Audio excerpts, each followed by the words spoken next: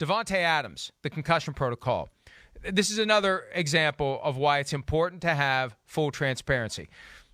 They issued a statement yesterday to one of their employees. Okay, no one else is going to call it what it is. I'm going to call it what it is. The NFL, when it has word to get out, what does it do? It issues a statement exclusively to one of the reporters that gets a paycheck signed by Roger Goodell. In this case, it was Tom Pelissero. They issue the statement to him, and they give him extra information that he reports based on sources. Well, who are the sources? They're people in the league office. As with any play that leads to a medical evaluation, we followed up. I'm not even going to read it. It's gobbledygook. It's all the stuff that you expect. I want somebody on NFL Network or somebody who comes on this show or comes on some other show to explain in lay terms, real time, why Davante Adams was back in the game so quickly. That statement is worthless to me. Whatever else they leak to their employee is worthless to me. I want someone to explain it because I saw Davante Adams glassy-eyed on the ground.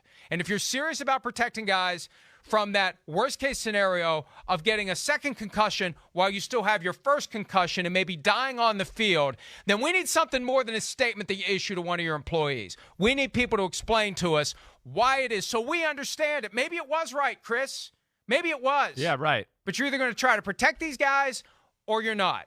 And there are failures, and when there are failures, they try to talk until we stop asking questions. That's not good enough. No, I hear you there. It's not good enough. You would like the answers there. You know, again, it's one I'm less picky about because, like, I want to go, hey, Davante Adams is a grown man. If he feels like he can go back out and play football, then play. I know. No. Mike, your point's real. Players got to be protected from themselves. You're right. I get that. To me, there's another aspect of this.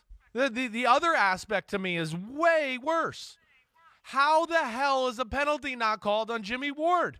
I mean, that would literally be put on a reel they show to teams in training camp of what not to do. Launching at a head, hitting with the crown of your helmet. I mean, you couldn't be any more blatant than that right there. But again, a big moment in the game, and the referees are going to ref differently. It's one of my issues with refereeing in the NFL. Big moments, big games, playoffs. All of a sudden, there's a standard of refereeing that changes, and that I don't understand. But that was like textbook, like headhunting. We don't want this. And you talk about player safety and doing that. This is one of the worst, most egregious hits in all of football this weekend. Nothing happened. Oh, it's a big moment. We'll just let it go. No problem. Okay. Hey, Keith, do it again, Jimmy. I mean, that to me was some BS. And that what bothered me. I understand your concussion thing, and I was shocked too he was right out there. But that bothered me more than anything watching the game too.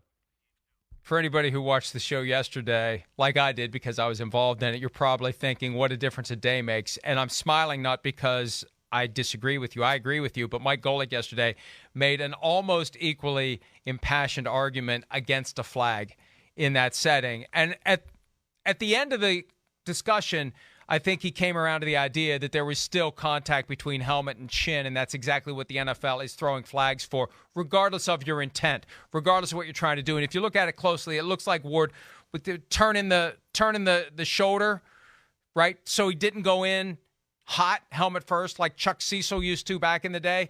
But still, you got the helmet hit the chin. That draws a flag 100 out of 100 times. Now, well, I can't say 100 out of 100 because it didn't there. Yeah. I mean, you know, again, I don't know. I watched this in slow motion here, just live, and helmet to chin, crown of the helmet, helmet to chin, top of the helmet. Dangerous for Jimmy Ward. That's how you get paralyzed or have spinal injuries. Extremely dangerous for Davante Adams. He didn't have to go in like that. He did not. He led with the head. He turned just a little bit to make sure he could get that head right on Davante Adams' head, in my opinion. That's what I would say. He's turning to make sure, wait, I was aiming for here, and I'm going to get it, so now let me get that head exactly where I thought I was aiming. And that, to me, is that I can't stand for with the NFL. That's not cool. So what they need is a Dean Blandino or Mike Pereira, somebody who can explain and admit. They need to admit that they missed it. At a minimum, when you make a mistake, issue a statement that you made a mistake. But see, they don't want anybody talking about it. They want us to forget. They want us to say nothing to see here. All is well. Move on. Talk about the future. Don't talk about the past. That's baloney. Because these bad calls, if the fans don't have some understanding, some closure, some accountability, again, that's when they think that the games are rigged. And in this environment, with all the money they're going to make from gambling, they have every incentive to have somebody who, look, this takes a lot of skill. That's why I say Blandino or Pereira. They're the only two who have been able to pull it off in my lifetime. They need one of those guys back, and they need to pay them whatever they want. Yeah. Because it's a critical function moving forward for the NFL. Silence is not an option. Statements issued to your employees, that's not an option. Hi, I'm Mike Tirico, and thanks for watching. Make sure to hit subscribe for the latest news and highlights from NBC Sports.